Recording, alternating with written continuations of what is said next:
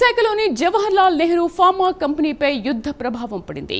ముడి సరుకు దొరక్కపోవడంతో కంపెనీలు మూతపడే పరిస్థితి ఏర్పడుతోందని జేఎన్పీసీ ఎంఏ ప్రతినిధులు అంటున్నారు. పరిశ్రమలపై ఆధారపడి ఎంతో మంది జీవనం సాగిస్తున్నారని చెబుతున్నారు. పెట్రోల్ బేస్డ్ ప్రోడక్ట్ దొరకడం లేదని, అందుకే 25% కంపెనీలు మూతపడే పరిస్థితి వచ్చిందంటున్నారు. మరింత సమాచారం మా అసోసియేట్ ఎడిటర్ వాసు అందిస్తారు. యుద్ధం కారణంగా ఫార్మాలో చాలా ఇబ్బందులు వస్తున్నాయి. ఇక్కడ వేలాది మందికి ఉపాధి చూపిస్తున్నటువంటి ఈ ఫార్మా కంపెనీలో చాలా కంపెనీలు మూతపడే పరిస్థితి కనిపిస్తుంది. ఇప్పటికే 25% అనేక ఇబ్బందులు పడే పరిస్థితి కనిపిస్తుంది. దీనిపై 40,000 మందికి పైగా ప్రత్యక్షంగా పరోక్షంగా ఆధారపడిన పరిస్థితి. మరి యుద్ధం కనుక కొనసాగితే ఈ ఫార్మా కంపెనీలకు కూడా మరింత నష్టం జరిగే అవకాశం ఉంది. ఈ నేపథ్యంలో మనం జవహర్లాల్ నెహ్రూ ఫార్మా కంపెనీలో ప్రతినిధులు ఉన్నారు, వాళ్ళతో మాట్లాడే ప్రయత్నం చేద్దాం. సార్, దాదాపు గత కొన్ని రోజులుగా జరుగుతున్న యుద్ధం ఇప్పటికీ చాలా ప్రభావం చూపిస్తుంది ఫార్మా మీద. మరి ఏంటి పరిస్థితి, పరిష్కారం ఏంటంటారు? దీనికి మెయిన్ ఏంటంటే ఈ సాల్వెంట్స్ మేనేజ్మెంట్, ఏదైతే పెట్రోలియం బేస్డ్ ప్రొడక్ట్స్ని వాటిని గవర్నమెంట్ ఆఫ్ ఇండియా కంట్రోల్లోకి తీసుకోవాలి. అంటే ఉన్న స్టాక్స్ ఏంటి, దాన్ని ఎలా మూవ్ చేయాలి, లైక్ ఎల్పిజిని ఎలా తీసుకొని 3-4 డేస్లో రిజాల్వ్ చేశారో we have the good infrastructure ఉంది.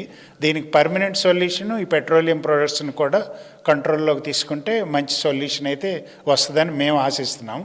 దీన్ని ఎప్పుడైతే ఇన్వెంటరీ కంట్రోల్స్లోకి వచ్చి ఈ ప్రైవేట్ పీపుల్ కనుక దాన్ని హ్యాండిల్ చేయకుండా కంట్రోల్ చేయగలిగితే డెఫినెట్గా ప్రైస్ కొంత వేరియేషన్ ఉంటుంది. కానీ ఇంత అబ్నార్మల్ 300 to 400% వచ్చిందంటే ఇది ప్రైవేట్ వ్యక్తుల చేతులతో ఉండటం వల్లనే ఈ ప్రమాదం ఇండస్ట్రీకి ఉంది.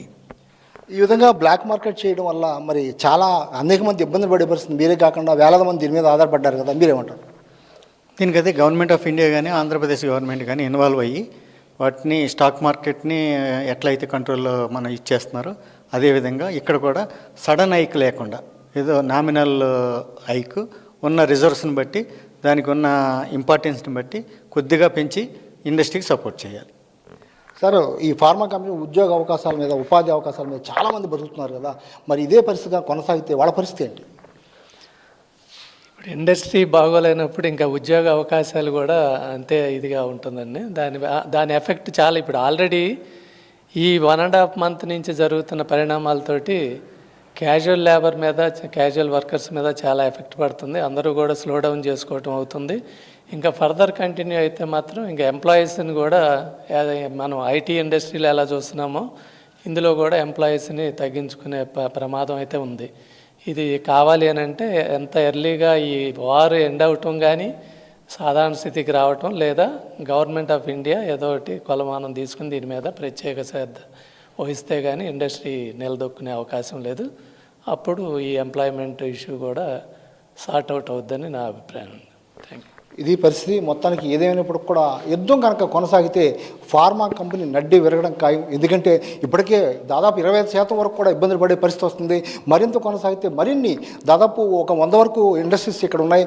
వేల మంది ప్రత్యక్షంగా, 40,000 మంది పరోక్షంగా, 150,000 మంది దీని మీద ఆధారపడి గాజువాక అవ్వచ్చు, ఇతర ప్రాంతాలు అవ్వచ్చు, అభివృద్ధి కూడా చెందే అవకాశం ఉంది, చెందుతున్నాయి కూడా. ఈ పరిస్థితుల్లో కనుక ఫార్మా కంపెనీకి ఈ విధంగా నష్టం వస్తే మాత్రం ఉపాధి అవకాశాలే కాకుండా మందుల కొరత ఏర్పడే అవకాశం ఉంది, మందుల రేట్లు పెరిగిపోయే అవకాశం ఉంది. దాదాపు 75 దేశాలకి ఇక్కడ నుంచి ముడి సరుకుని ఇచ్చేసే పరిస్థితి ఉంది. ఇప్పుడు ముడి సరుకు బ్లాక్లో అమ్మడం వల్ల అనేక ఇబ్బందులు వస్తున్నాయని చెప్తున్నారు. ఇప్పటికైనా కేంద్ర రాష్ట్ర ప్రభుత్వాలు సహకరించి వారికి ఈ విధంగా బ్లాక్ మార్కెట్ లేకుండా ఈ ముడి సరుకు అందజేసే విధంగా సహకరించాలని కూడా కోరే పరిస్థితి కలుగుతుంది. కెమెరా పర్సన్ సుధాకర్తో వాసు, ప్రైమ్ 9 విశాఖ.